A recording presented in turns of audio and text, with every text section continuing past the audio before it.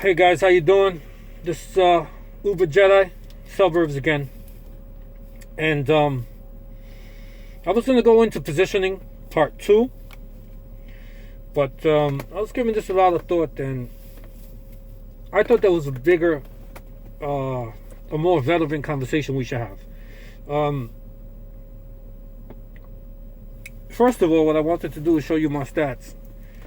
I told you guys that I want to show you that in the future. So let's see, 4.93, 23, 35, a year and a half. All right, so just wanted to let you know that that's a lot of time, going on 2 years, 2,300 trips, and I've been there while I'm not getting tips, while I'm not getting calls, while I'm not making no money. So I'm hoping that all this can help you. My second episode was about positioning, border lines, going back and forth to Queens, surges, trying to be in the center instead of the outside. But I have 2 more practices that I practice in positioning when I'm in Long Island. What should I do when I'm in Long Island, as far as setting my destinations and stuff like that? So, more importantly than all of that, it's what we're overlooking, the obvious. Whether you realize it or don't realize it, you and I, we're both in the customer service industry.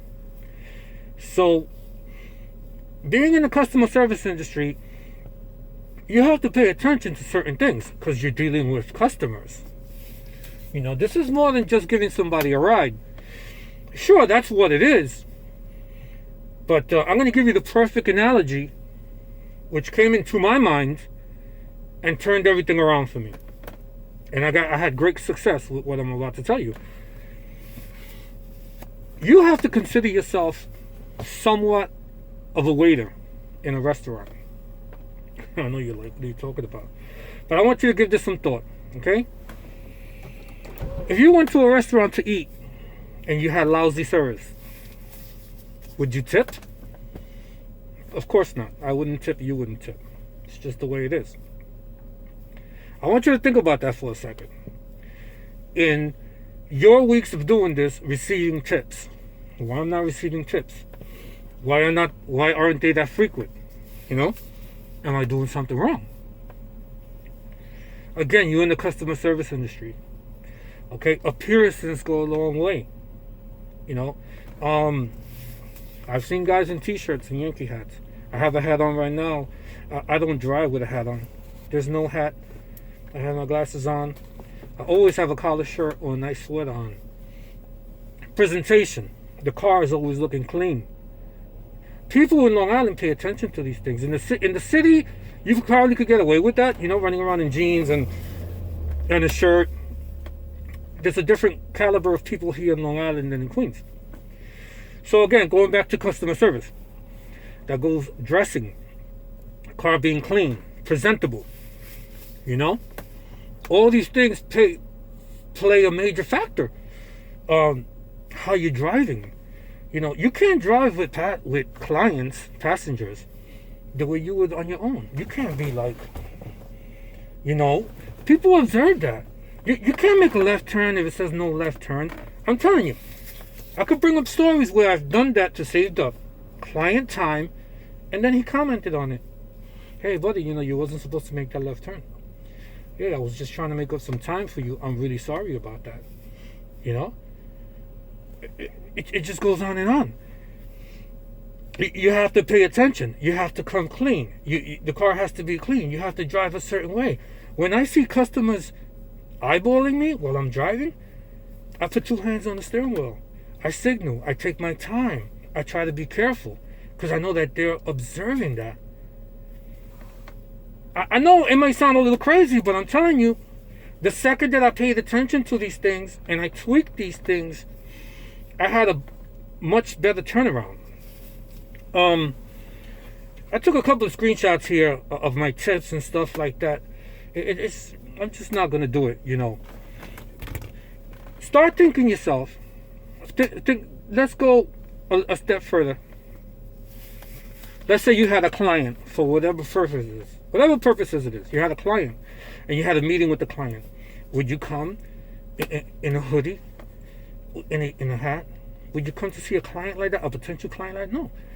You dress accordingly. I'm telling you, the sooner you get that into your head, the further you're going to go as far as receiving tips. If you were a waiter and you wasn't receiving, in your waiter job, there was no tips, how sucky would your waiter job be? Falls into this. Kind of sucks if you don't get any tips. You and I both know that. Tips go a long way. I've had weeks where I've made $100 in tips, $50, $60 in tips. That goes a long way. It goes into your peace of mind. It goes into your time out here, enjoying what you're doing or not enjoying what you're doing. Let's get it straight. Let's get it for real.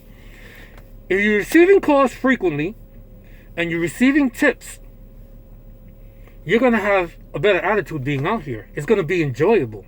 If you're out here not getting no calls, the calls that you do get, you're going into Brooklyn, into the city, so you're getting screwed, and you're not making any tips, you're going to be out here in a not so okay manner, and it's going to show to the client. So I thought that was a really important conversation to have, and take it with a grain of salt. Think back into your interactions with people. I size people up. I see them walk into the car, and I have 5 CDs here. I'll switch a CD over. If it's a nice long ride, 25 minutes, 30 minutes, 35 minutes, 40 minutes, I'll try to size them out. I'll put something on low. I have a bunch of comments of great music, wonderful ride, calm ride, wonderful ride, fantastic music. I'm thinking of just printing them to show you, because doing this, it just kind of sucks for me, But all these things, if you tweak all these things, you're going to get a better turnaround as far as money, as far as enjoyable time out here, and not being out here so many hours.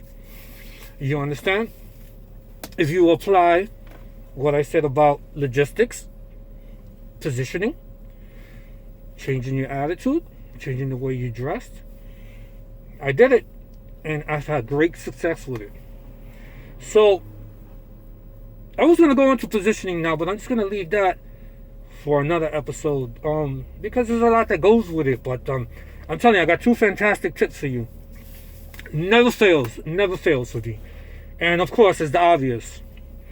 So, with that, I'm going to leave you. And again, if you like what you hear, if you have a comment, if you have a question, go ahead. I would love to hear a comment or two from people. And like always, man, safe driving.